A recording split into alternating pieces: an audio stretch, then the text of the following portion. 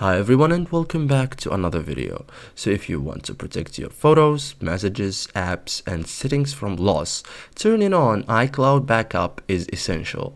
In iPhone settings 2026, iCloud backup automatically saves your data to Apple's secure services so you can restore everything anytime if your iPhone is lost, damaged or replaced.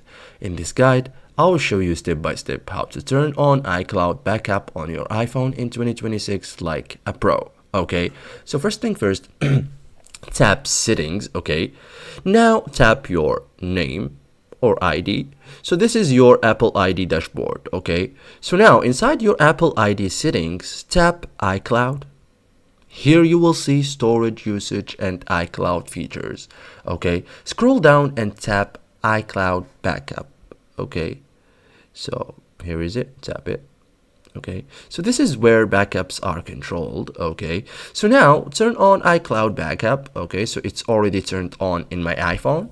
Okay, so once enabled, backups can automatically run. Okay, iPhone backs up when locked, connected to Wi-Fi, plugged into power.